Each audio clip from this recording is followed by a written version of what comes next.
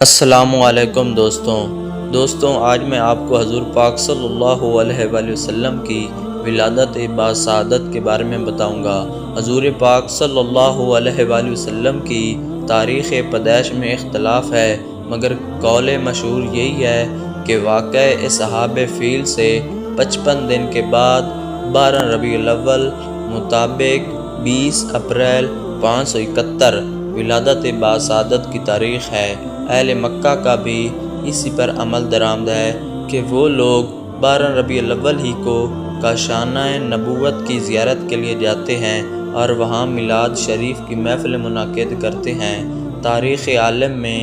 یہ وہ نرالا اور عظمت والا دن ہے کہ اسی روز عالم ہستی کے ایجاد کا باعث، گردش لیل و نہار کا مطلوب، خلق آدم کا رمز، کشتی نوح کی حفاظت کا راز، بانی کعبہ کی دعا، ابن مریم کی بشارت کا ظہور ہوا ہے۔ کائنات وجود کے الجھے ہوئے گیسوں کو سنوارنے والا، تمام جہاں کے بگڑے نظاموں کو سدھارنے والا، اشرف الانبیاء احمد مجتبیٰ محمد مصطفیٰ صلی اللہ علیہ وآلہ وسلم عالم وجود میں رونق افروز ہوئے اور پاکیزہ بدن، ناف بریدہ، ختنہ کیے ہوئے، خوشبو میں بسے ہوئے، بحالت سجدہ، مکہ مکرمہ کی مقدس سرزمین میں اپنے والد ماجد کے مقام کے اندر پیدا ہوئے۔ بہاپ کہاں تھے؟ وہ بلائے جاتے اور اپنے نونہال کو دیکھ کر نہال ہوتے۔ وہ تو پہلے ہی وفات پا چکے تھے۔ دادا بلائے گئے جو اس وقت طواف کعبہ میں مشغول تھے۔ یہ خوشخبری سن کر دادا عبدالمطلب خوش حرم کعبہ سے اپنے گھر آئے اور والہانہ جوش محبت میں اپنے پوتے کو کلیجے سے لگایا، پھر کعبہ میں لے جا کر خیر و برکت کی دعا مانگی اور محمد مصطفیٰ صلی اللہ علیہ وسلم نام رکھا۔ آپ صلی اللہ علیہ وسلم کے چچا ابو لہب کی لونڈی صوبیہ خوشی میں دوڑتی ہوئی گئی اور ابو لہب کو بھتیجا پیدا ہونے کی خوشخبری دی تو اس نے اس خوشی میں شہادت کی انگلی کے اشارے سے صوبیہ کو آزاد کر دیا، جس کا ثمرہ ابو لہب کو یہ ملا کہ اس کی موت کے بعد اس کے گھر والوں نے اس کو خواب میں دیکھا اور حال پوچھا تو اس نے اپنی انگلی اٹھا کر یہ کہا کہ تم لوگوں سے جدا ہونے کے بعد مجھے کھانے پینے کو نہیں ملا، بجز اس کے کہ صوبیہ کو آزاد کرنے کے سبب سے اس انگلی کے ذریعے کچھ پانی پلا دیا جاتا ہے۔ اس موقع پر حضرت شیخ عبدالحق محدث دہلوی رحمۃ اللہ علیہ نے ایک بہت ہی فکر انگیز اور بصیرت و افروز تحریر فرمائی ہے جو اہل محبت کے لیے نہایت ہی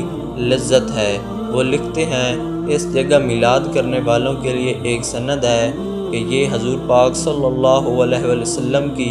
شب ولادت میں خوشی مناتے ہیں اور اپنا مال خرچ کرتے ہیں۔ مطلب یہ ہے کہ جب ابو لہب کو، جو کافر تھا اور اس کی مذمت میں قرآن نازل ہوا، حضور پاک صلی اللہ علیہ وسلم کی ولادت پر خوشی منانے اور باندی کا دودھ خرچ کرنے پر جزا دی گئی، تو اس مسلمان کا کیا حال ہوگا جو حضور پاک کی محبت میں سرشار ہو کر خوشی مناتا ہے اور اپنا مال خرچ کرتا ہے۔ جس مقدس مکان میں حضور اقدس صلی اللہ علیہ وسلم کی ولادت ہوئی،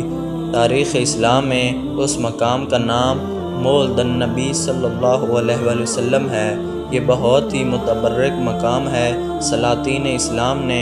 اس مبارک یادگار پر بہت ہی شاندار عمارت بنا دی تھی، جہاں اہل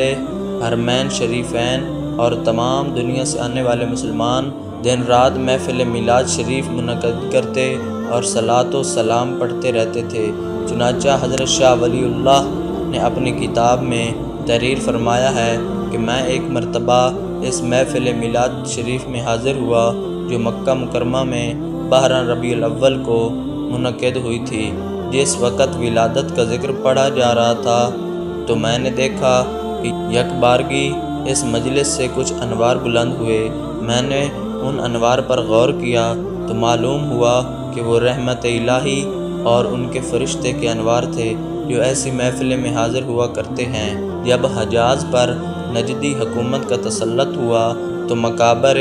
جنت المعلا و جنت البقیع کے گنبدوں کے ساتھ ساتھ نجدی حکومت کے اس مقدس بارگاہ کو بھی توڑ پھوڑ کر مسمار کر دیا اور برسوں یہ مبارک مقام ویراں پڑا رہا۔ مگر میں جب جون 1959 میں اس مرکز خیر و برکت کی زیارت کے لیے حاضر ہوا تو میں نے اس جگہ ایک چھوٹی سی بلڈنگ دیکھی جو مقفل تھی۔ بعد اربوں نے بتایا کہ اب اس بلڈنگ میں ایک مختصر سی لائبریری اور ایک چھوٹا مکتب ہے۔ اب اس جگہ نہ میلاد شریف ہو سکتا ہے، نہ صلاۃ و سلام پڑھنے کی اجازت ہے۔ میں نے اپنے ساتھیوں کے ساتھ بلڈنگ سے کچھ دور کھڑے ہو کر چپکے صلاۃ و سلام پڑھا اور مجھ پر ایسی رکعت طاری ہوئی کہ میں کچھ دیر تک روتا رہا۔ سب سے پہلے حضور پاک صلی اللہ علیہ وآلہ وسلم نے ابو لہب کی لونڈی حضرت صوبیہ کا دودھ نوش فرمایا، پھر اپنی والدہ ماجدہ حضرت آمنہ رضی اللہ تعالی عنہما کے دودھ سے سیراب ہوتے رہے، پھر حضرت حلیمہ سعدیہ رضی اللہ تعالی آپ کو اپنے ساتھ لے گئی اور اپنے قبیلے میں رکھ کر آپ کو دودھ پلاتی رہی۔